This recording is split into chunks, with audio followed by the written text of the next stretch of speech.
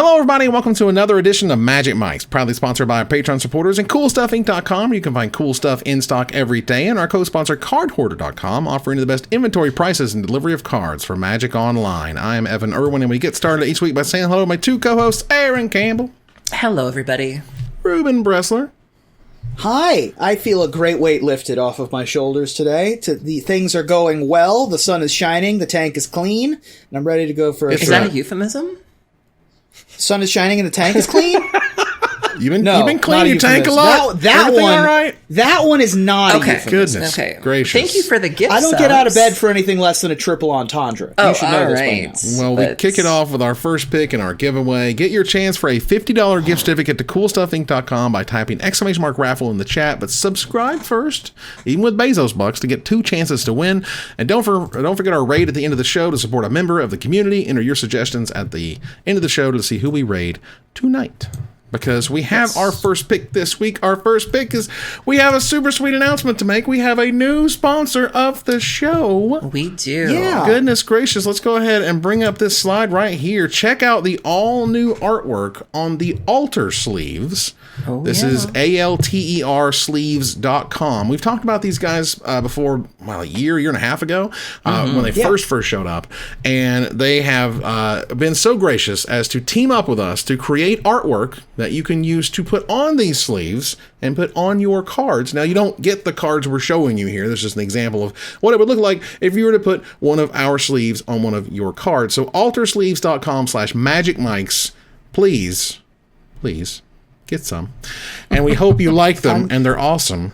And I love these. They're so good. I love these little arts they have for us. Yeah, so we worked very closely. So the way that Altar Sleeves work, for those who don't know, is you go on their site, and if you choose a fresh commission, you kind of get to choose the artist that you get to work with and everything. And so we had an artist kind of assigned to us, and we gave him some reference shots, and this is what he came up with, and the turnaround time was very quick. And then we all got our sleeves already. So I have several laying around right here. They came in a really, really nice package. And so if you want me watching you while you play a rest in peace, if you want me in the corner just mean mugging you, you can have that. Or if you want my blessing while you're doing graveyard things, you can do that too. But we've got a little bit of something. Evan's sort of the hermit with the squirrels. I'm the rogue that'll cut you. And and Reuben is the ne'er-do-well that he usually is. I mean, so. I've got 5 squirrels. Hashtag 5 squirrels. All right. They're on there. You can find them on there, which is awesome. I've got a little Mox Ruby amulet on my chest, and I've got a full stein of ale. And I will just cut you. Yeah. That's what and Aaron's just going to cut you. That's just how it's going. Mine, you can count the runes. I've got 5 runes around my neck as well. 5 runes, 5 squirrels. Yeah, it's all. I love these. And also, I feel like in my picture especially, I feel like I am.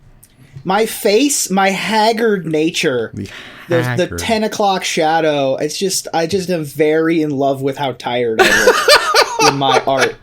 Considering we've had so many discussions over people telling you that you look tired. Did I look tired on the internet? They come up to me at events. I can't tell you how many times someone's come up to me at a GP and it's just been like, is Reuben okay? And I'm like, does Reuben why sleep? Do you ask? And they're like, oh, is he sick? Is he tired? We're not sure. Right. No, that's just my face. Does Reuben rest? Is he a rester? Yeah, but we have these guys right here. These are the sleeves that you can get for yourself to put on your super cool cards. Any cards you'd like, basic lands, tokens, whatever you'd like to do with them. Sagas? Yeah, sagas are cool. There's Reuben being awesome and stuff. Avatos. Exactly. Reuben would have his, but he to check his mail, he has to go 3 days towards the sun. He lives in Switzerland, apparently. Right, left at the mountain. My roommates typically bring the mail up from the mailbox. I can't really be bothered, and so I didn't check the mail today. I'm sorry.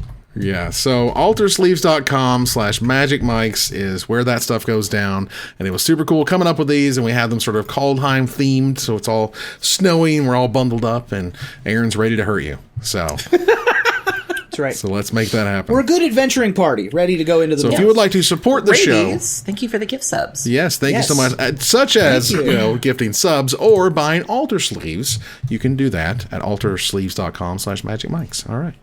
So let's move on here to Kaldheim. Full spoiler is up. We now know all of the cards. It's interesting.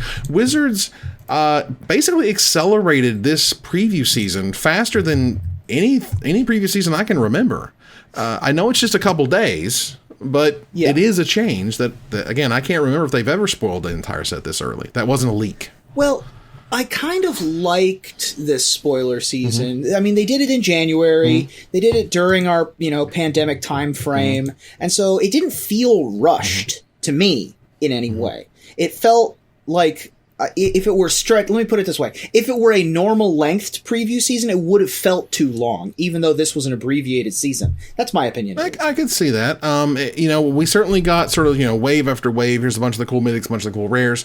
And now that we have the entire, set and we have all the altars, the different versions and whatnot of the cards is great. And, it was something I was talking about for cool stuff. We have meetings every week, for the people who are in charge of all the products. And I was talking to the guy in charge of Magic, and I was like, look, we are divorced. I don't like that word, but like we are separated from events in a way that we haven't been ever, and I can see it on the content production side. Not a lot of people like to read articles as much when there's not events going on. But at the same time, sales haven't really slacked off, and the commander community, the casual community are still what keep those singles afloat. And something we discussed in the pre-show, which is there are no crap mythics anymore. Look at the last couple sets. None of the mythics are just trash. None of their $1 mythics, $1.25 mythics, those don't exist anymore. They're like $5 and up easy. Everything has something to do with Commander or multiplayer formats, or they're great in Standard or whatever, but they've pushed things in a way that the cards are never really that bad, and they are always worth a little something. And even if they were to tank the value of foils, which they certainly have, oh my god, foils used to be twice to more of the price of a card. Now they're $1 or $2 higher, because who cares? Foils come out of everything. But lastly, I want to note that for sales wise, for those who are curious, set boosters and draft boosters are about at an even keel. None, like, we're not, set boosters isn't crushing it, draft boosters isn't crushing it, but like they're basically kind of neck and neck in terms of sales. So a lot of people like draft boosters, and a lot of people do like the set boosters. I'm not terribly surprised by that. I mean, I think that Wizards was trying to rock the boat too far in the direction of set boosters because it's the new shiny thing. But I figured that the tide would slosh back and we'd even out at 50-50 production anyway. So that's not terribly surprising. Right. As for production, as I understand it, production of set boosters is up here and draft boosters is down here, but the sales are more like this. The sales are the same, and so production's going to follow. Right. So we'll hope. I would assume. We'll see. I mean, you never know. Strixhaven's going to be a thing in a few months before you know it. But we do want to talk about a card or two from Kaldheim as we're kind of wrapping up. There were some huge spoilers that were still unveiled after last week's show. And the one I want to talk about this week is Doomskar. This is one of the best Wrath of Gods of all time. And, however you want to slice it, this card is nuts. For 2 white, 3 generic mana, it's a rare sorcery that says destroy all creatures. Okay, great. But it has foretell of 2 white and a generic mana. That means during your turn, you may pay 2 generic mana and exile this card from your hand face down. Cast it on a later turn for its foretell cost, aka turn 2 foretell it, turn 3 you can Wrath of God, something you've never really truly been able to do before outside of like Legacy and what's the black spell? The Bantu's Last Reckoning. Toxic Deluge. That's what I was thinking of. And Bantu's Last Reckoning in Standard for a little while. For a second. But then you would sort of have to time walk yourself on turn 4. The drawbacks for 3 mana wraths, first of all, they've all been in black, the 3 mana wraths. Things like Perish and Toxic Deluge, they've all had big drawbacks. Never in white, the color of Wrath of God, have we had a turn 3 Wrath of God. Right. And this comes at the cost of having to foretell on turn 2, but there's so many foretell cards that this could be a counterspell, this could be an unsummon, this could be the draw spell that scries to draw 5/6 vanilla creature. Like, who knows what this thing is? And but if you know what you're up against, foretell and then immediately wrath their first 3 plays. I mean, this thing's insane. I think we've seen enough foretell cards, and of course we've seen all of them at this point, but I definitely have seen enough to know that foretell is going to be a major power in Standard. It's definitely, what do they have, what do they not have? Are they playing in a way that they have a draw spell versus they play in a way they have the wrath or the time walk? Like, there's a million ways that foretell is going to change Standard, probably in really good ways. Those guessing games are interesting. Those are fun. Do they have it? Do they not have it? Make them have it. Here we have a whole mechanic about it. That's great. Yeah.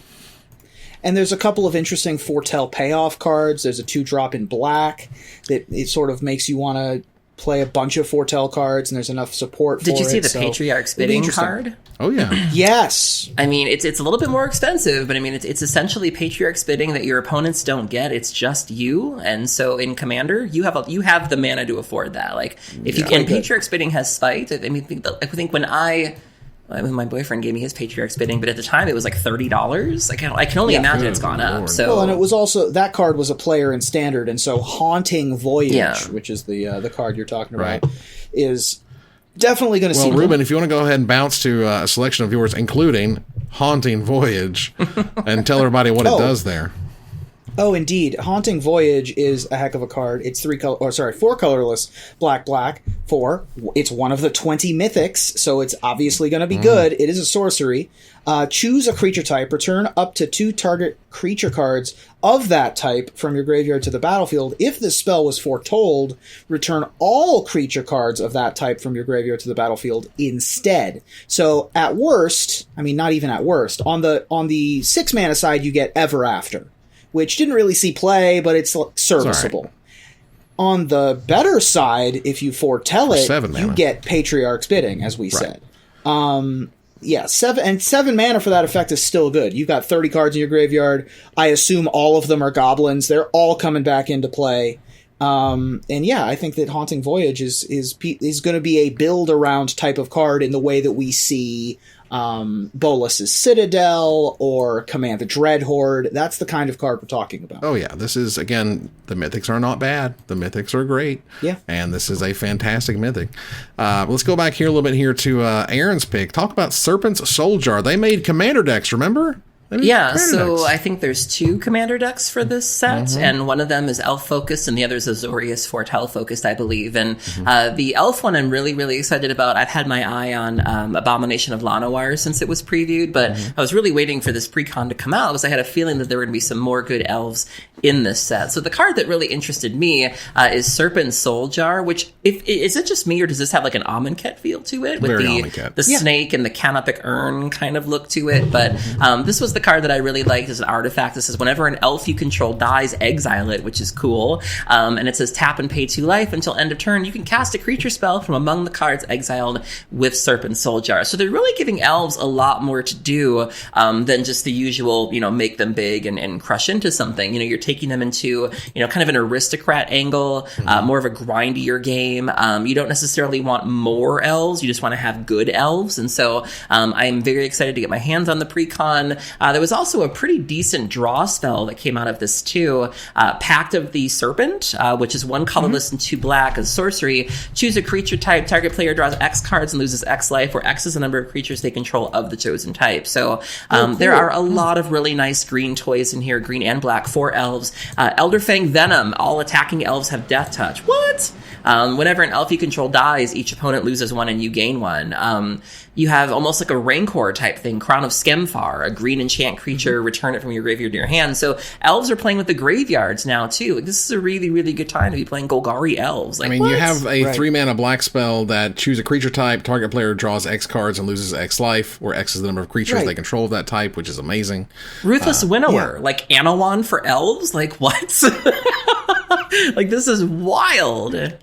Yeah, I mean, Distant Melody sees play in Pauper, and so this is a 1 mana cheaper, albeit it also hits you for some amount of damage, but you're black. You want to be paying life, just like with the Serpent, the Snake Jar. Well, I mean, it's sort of, it goes both ways. If you're playing Tribal, you can get a benefit by losing X, drawing X, but if they're playing a million elves, you go, well, you lose 30, and then draw 30 or whatever. And, elves in Norse mythology are a little bit darker. They are a little bit creepier. I mean, we all saw Thor: The Dark World. So did we? We all forgot about it. We all tried to forget about it. Reuben, I do want to go back to your card for a second. Have you seen the full art version of the Haunting Voyage?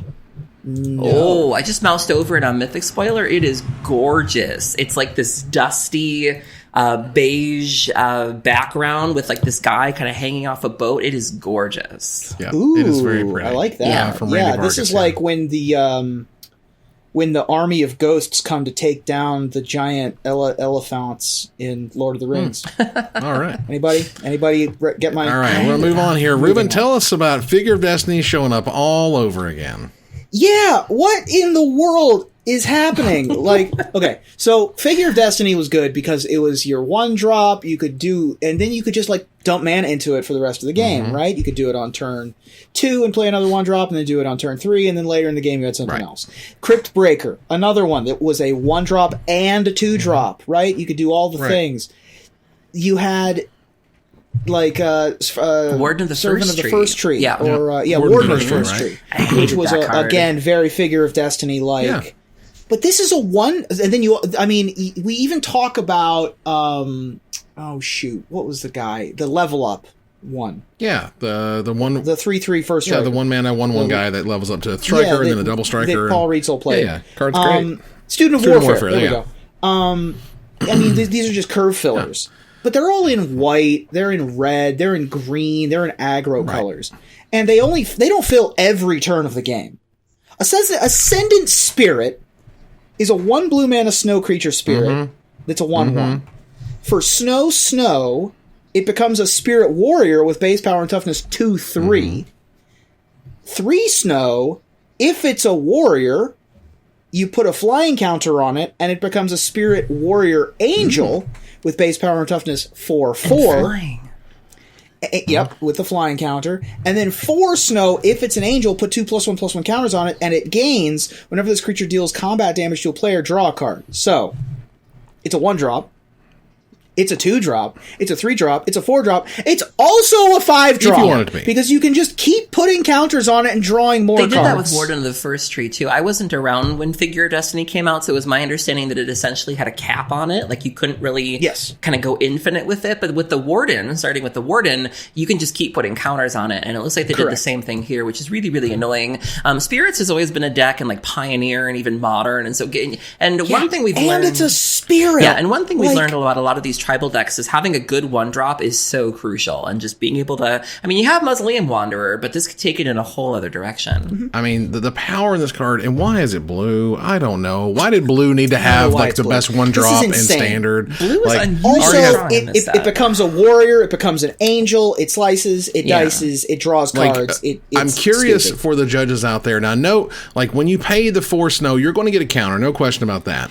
But it gains, whenever this creature deals combat damage to a player, draw a card. Does that stack? Do you draw 2? Yes. 2 cards. You draw 3 cards, 4 cards. You make it a 4/4, then you make it a 6/6 that draws a card. You make it an 8/8 that draws 2 cards. Oh my god. This card is ridiculous. And you can also keep that mana up in your blue deck. You play this on turn 1, and then you just counter everything, and if they don't play any spells, this is like Terramander, right? You just dump your mana into it. You really wanted Figure of Destiny to pitch to Force Will. That's what you needed. And now we have it. That's what you got. So, congratulations, I guess. Yikes. The blue snow deck just gets better and better, so that's fun. Yeah. Okay. Well, that was a fun romp into Kaldheim. We'll have our top 10 worst cards of 2020 next week, but then the week after that will be our top 10 Kaldheim cards. I do want to say that this set, to me, does not feel busted, which I think is a good thing. I'm not being shady when I say that. At least on first glance, for what it's worth. Right. I'm not hearing... I'm not seeing any rumblings of, any broken cards. I'm not hearing anything about formats that need to watch out. There's a lot of good cards here, and I think that's fine. I think if, there's been talk of, maybe needing a reset because of how powerful Standard has been. But, yeah, I've seen a lot of talk of good cards, but no one's really, raising the alarms or anything. Right. It's not this is not like when we saw Underworld's Breach. Yeah. This is not when we saw Luris of the Dream Dead. Right, this is not when we saw Companions. Literally, Zvi Mauschwitz was, tearing down my door. I need to write an article about how stupid this is. The instant he saw Once Upon a Time, he's like, this card is going to get banned. Yeah. Can I write an article about how stupid this card is? That's not happening right now, and that's a good thing. I'm okay with that. These are cool, interesting cards that do a lot of interesting stuff, and maybe one of them might be a little busted, that weird foretell thing that makes copies of whatever creatures are entering the battlefield or whatever. Yeah, I think that thing is going to be busted if the format is busted. If the format lets it be. To me, that strikes me as more of an electro dominance kind of card, where it's one niche deck is going to break the hell out of it, but is it going to be a tier 1 contender? Is it going to be a versatile build around? I'm not so sure yet. It's going to depend heavily on what it's printed with, right? Yeah. It could be Splinter Twin, or it could be nothing, right? So moving on here. We did have a banned and restricted announcement show up on the 14th. Fall from Favor is banned in Pauper. I don't know why Wizards waited so long, quite frankly. That's fine. This card was busted from day one. Day one, everyone knew what was going to happen. And sometimes you have to let it happen so you can kind of prove that it's a real problem. But my God, Wizards finally banned Fall from Favor. For those who don't know, it's a blue and 2 generic mana for a common enchantment aura. It says enchant creature. Whenever it enters the battlefield, you tap enchanted creature and you become the monarch for 3 mana. An enchanted creature doesn't untap during its controller's untap step unless that player is the monarch. So as they're going to make big qualifier events for Pauper, they don't want it to be a Fall from Favor, weird inverted. You're playing Fall from Favor against Fall from Favor in the anti-Fall from Favor deck, and that's gross. So as someone on the outside looking in, it seems like Pauper needs a lot of work, and maybe I'm just following the wrong people, but even the people I know who love Pauper are just never really happy with it. Like, even after this announcement came out, like normally a banned and restricted announcement comes out and people are like, whew, we can breathe. Like, we have time to celebrate. We have time to take it in. Like, no sooner did this announcement come out than people were like, well, Tron's going to be the #1 deck in the format. Now you're going to let that happen. And it's like, what is happening in this format? Like, a banned and restricted announcement is supposed to restore faith in a format. It's supposed to make you feel good about playing a format again. And it just feels like with Pauper, there's no pleasing people. Like, it just seems like there's always something that's oppressive, and maybe it's just not being managed correctly. I don't know, but I just feel like I don't see that with any other format. Pauper doesn't have the tools to manage its own format. Pauper doesn't have the hate.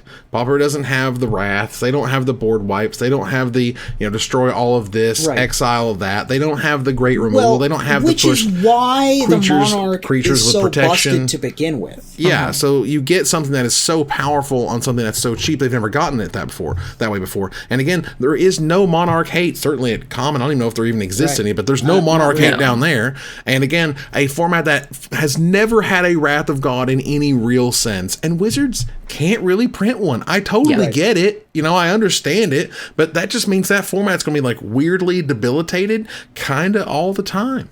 Yeah, and specifically for Fall from Favor, I mean, it is the cheapest way to get the Monarch in Pauper, which, by the way, the Monarch in any constructed format is kind of stupid because it's a 2-player format. It's great for Commander. Monarch is a spectacular multiplayer ability.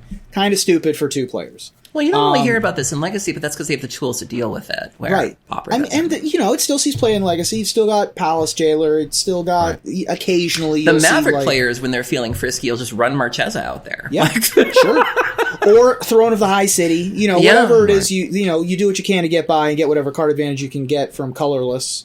So who cares? Yeah. But in Pauper especially, where you don't have the tools, then you put it in blue, which is already dominant, and you put it into a format that has the ability to blink it over and over again, so you don't even need to attack to get the Monarch back.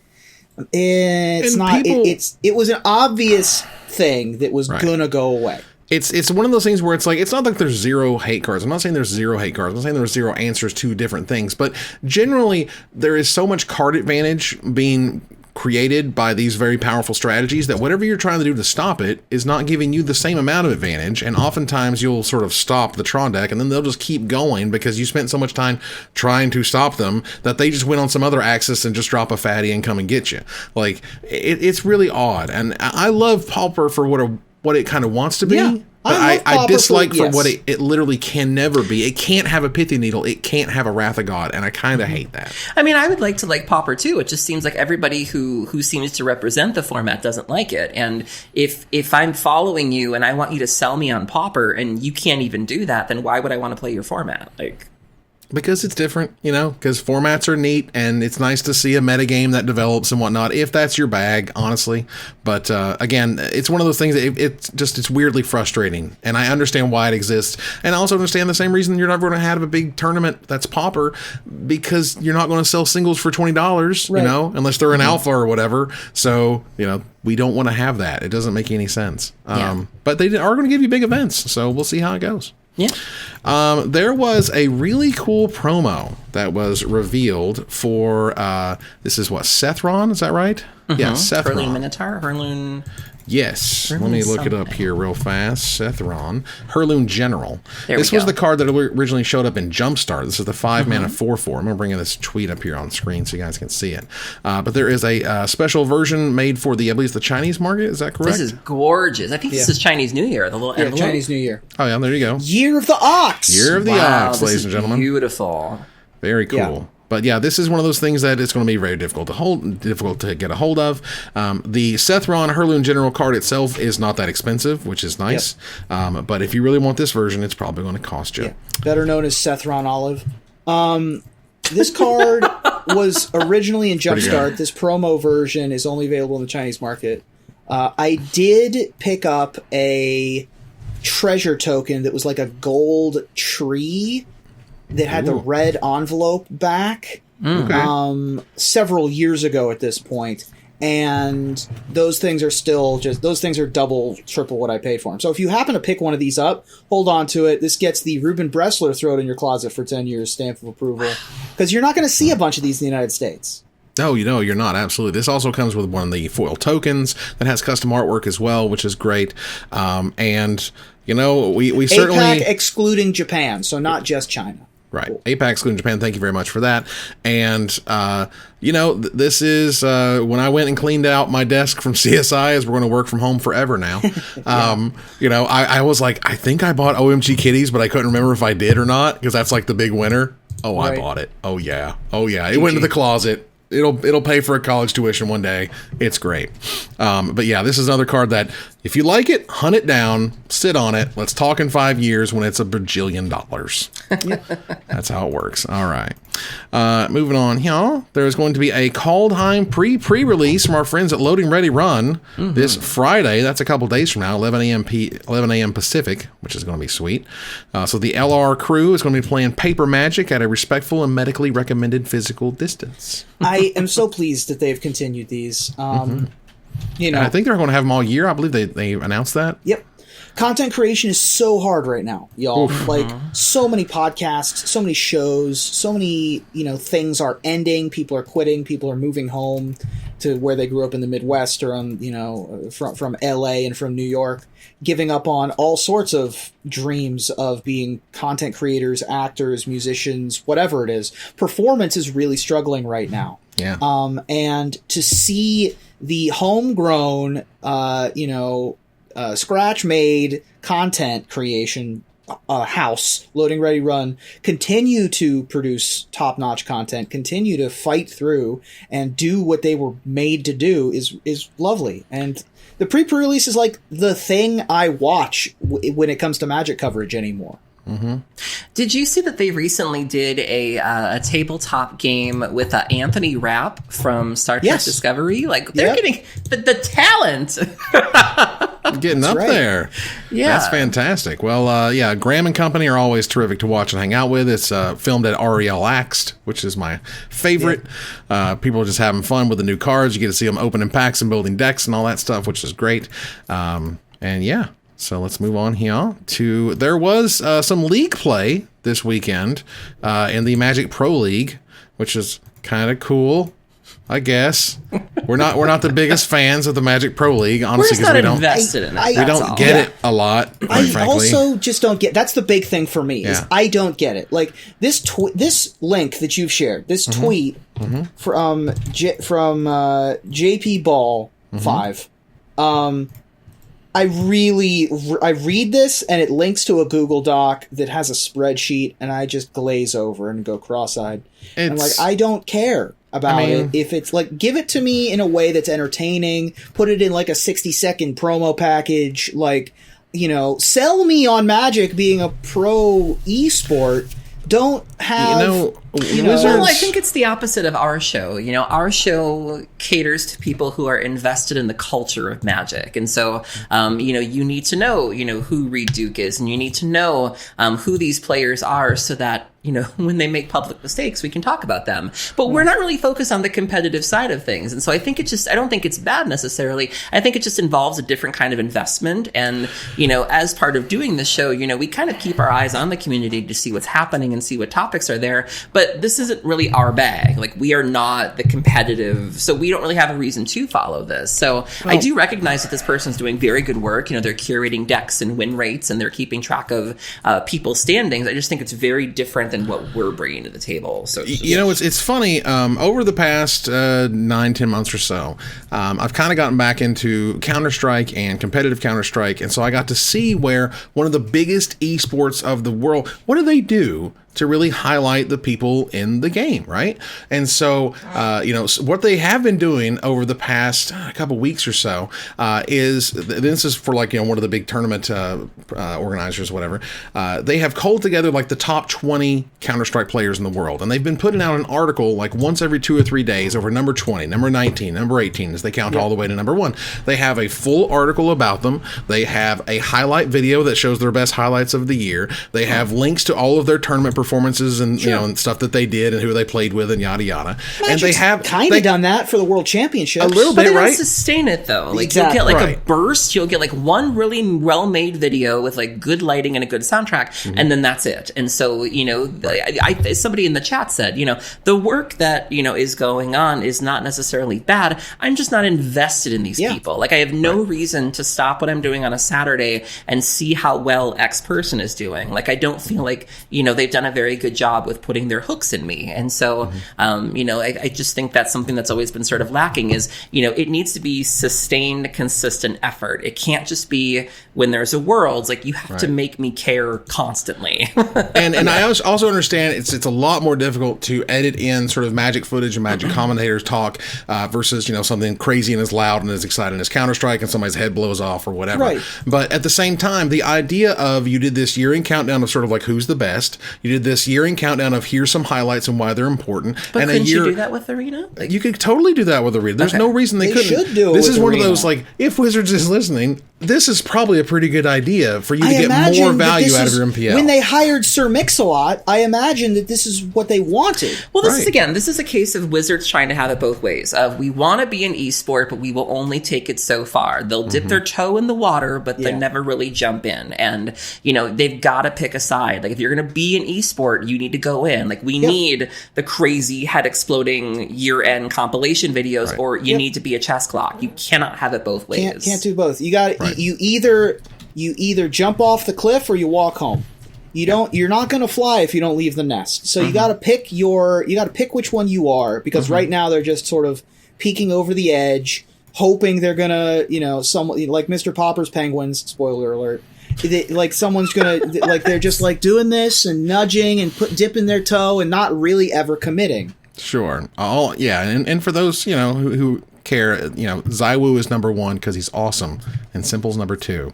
And he are won these the day in league tournament. people, or is These this... are league people? Nope, What is this? Those are CSGO players. Fortnite? All right.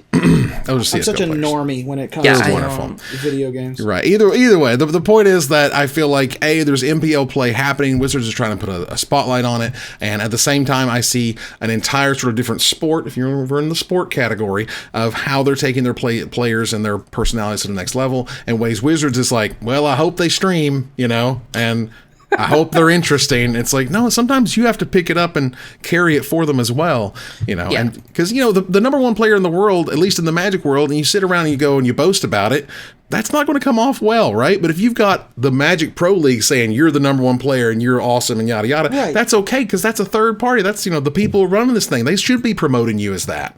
But when you do it yourself, that doesn't come off right in, you know, in the Magic world. So there you go. All right, let's move on here to a ridiculous auction. A PSA 10. This is hot. This thing is is hot real. fire. Hot fire. There is a PSA 10 Alpha Black Lotus signed by Christopher Rush. Now, there are only 7 PSA 10 Alpha Lotuses on the planet, and I'm pretty sure this is the only one also signed by Chris Rush on Current top. bid $310,300. Like, And that is verified stuff. It got to like stupid numbers to like, you know, 1 million or whatever. the bids are private, so you don't get to see who's doing this. It is... Like, you have to, like, send in pictures of your ID. They'll have to call your bank. Like, you have this is for real stuff. And we have reached a point in Magic's history where serious collectibles have gotten seriously collectible. Yeah, this might tie into another topic I suggested. Nick Detwiler is a pillar of the vintage community. I believe he goes by Prospero. He helped organize the New York Stacks Exchange Tournaments Out East, which was a prominent vintage tournament for a really long time that allowed proxies. And he wrote a post over on the Mana Drain, which is predominantly a vintage board. And he was kind of talking about his concerns as a vintage player that, the cards are only getting more expensive. And, we're running into this weird push and pull where you're having these very successful, vintage and legacy tournaments on Magic Online, but these people are never going to be able to afford to play the format. And so Lion's Eye Diamonds are $500 to $600 a piece now. And I remember when I saw the tweet about this, I was concerned because mine are signed. And normally when something is signed, that devalues them a little bit. They go from like lightly played to whatever. And somebody was like, well, because Margaret Organ Keene, who's the artist, doesn't travel very much, you're probably still like, okay. And so I could still probably get like 16 hundos for my...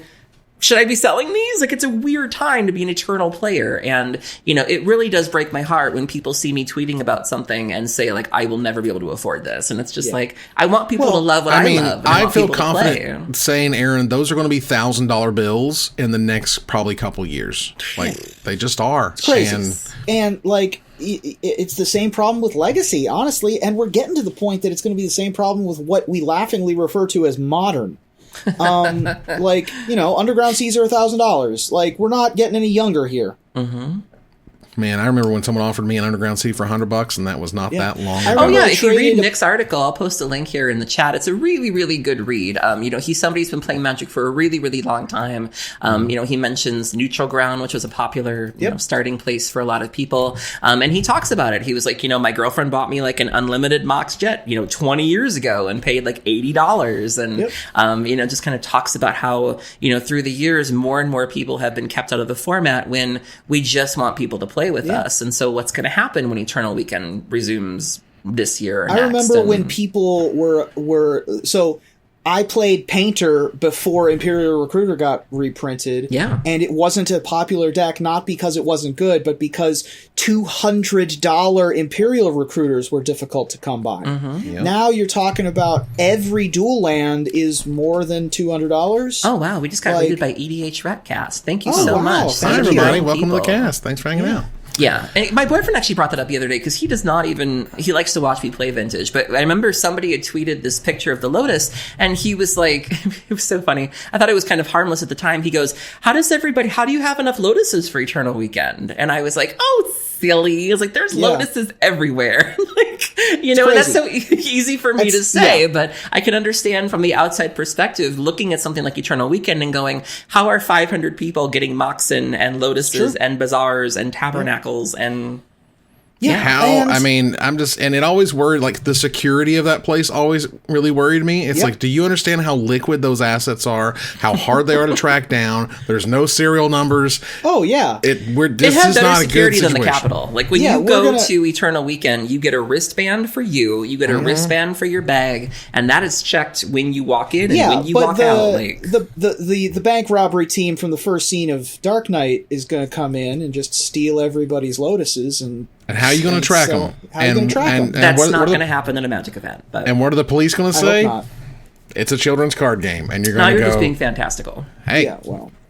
No one's coming down the ceiling like Tomb Raider and stealing your Lotuses. It's not real. And at the same time, I never thought I would say a Black Lotus is going for a house. $100,000. So that's pretty wild. That's all I'm saying. That said, I think honestly, the end of that sort of the Eternal Weekend thing is that it just goes online. Is that you just can't get a deck for less than $5,000 or whatever, and you can go online, pay $25 and get that little thing, and there you are. Them. Like, you've got to print it at some point. You got to do something.